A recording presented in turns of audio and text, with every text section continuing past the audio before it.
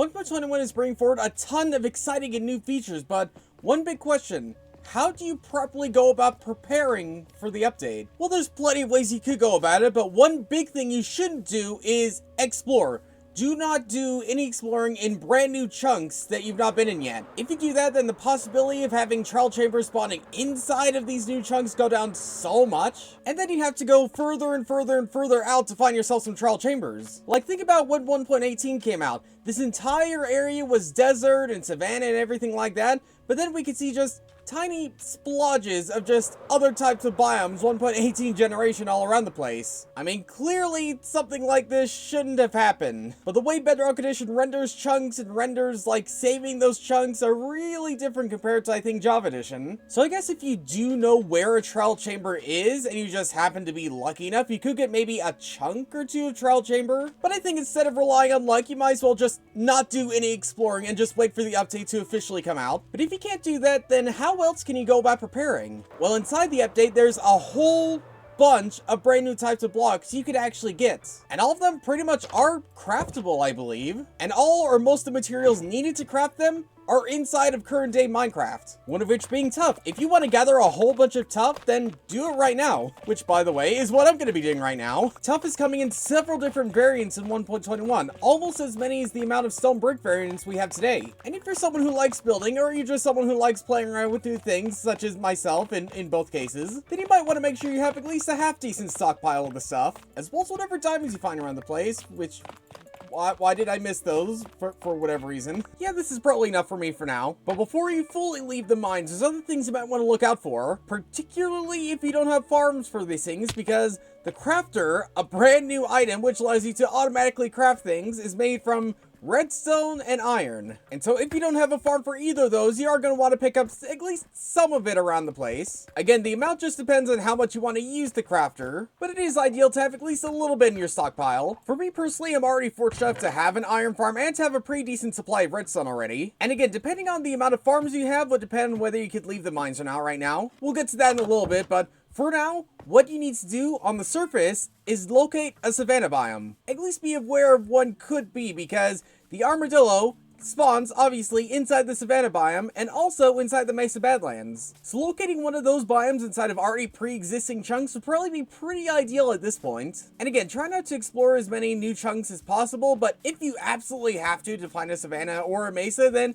you know, I'm not going to stop you. This is your survival world after all. I can't do anything apart from just pointing out things you might want to do. But of course, one of the biggest selling points in 1.21, at least in terms of the blocks, is all the brand new types of copper you can actually get. And there's really only two ways I can think about getting a decent amount of copper. One is, of course, going mining, which definitely is a viable option if you have tons upon tons of caves around the place. Also, if you're lucky enough and you're in 1.18 terrain, you could happen to find a copper vein. Because I'm personally in older terrain, that's not really gonna happen right now unless I go to new chunks, which again, our goal is to try avoiding new chunks for now. So at this point, there's really only one other option we have, and that be, of course, farming copper from drowns themselves. And again, there are a few ways you could go about doing this, one of which would just be going straight inside the ocean. It's probably not the quickest way to get a whole bunch of copper, but it is a way. Let's see, will this one give me copper? Give me some copper. There we go. We got some copper on our second one, which for me is incredibly lucky. And another one on my third one. Okay. But let's be honest, if you do want to do the whole drown thing, doing it this way where you just manually go out and find them, it's probably not going to be the most efficient way in farming copper. Fortunately for us, there are automatic copper farms we could build, one of which involving zombie spawners. Because all you'd have to do in this case is find a zombie spawner, build up the whole, you know, farm trap thing the usual way. But then at the drop chute, instead of it just falling straight down, what you'd want to do is have 2 blocks of water, both of them with waterlogged cobwebs. That way, if you give it enough time, let's be honest, this isn't the quickest farm in the world, then we should eventually start seeing drowns come in. At some point. Maybe today. Possibly tomorrow. Depends if they're in the mood. There we go. There it is. It took probably a few minutes at the very least, but we're finally getting ourselves some drown. Eventually, when it gets out the cobweb. There it is. Okay. And now all we need to do, kill it, and hope for a little bit of copper. So if we AFK near this zombie spawner, we could probably get a decent amount of copper. Let's assume we somehow want to get a bunch of copper in not a long space of time. Well, fortunately enough, we do have some redstone wizards in the bedrock community, and Silent Whisper actually built a really efficient design which I'll be borrowing. One, because again, it is super efficient. And two, because it's actually not too expensive, if I'm honest, like, from the looks of things. I'll let him explain it in his own video, which I'll link down below in the description. But in short, this farm, in theory, should be able to give us about 1,000 drowns an hour or something like that. If we build it right,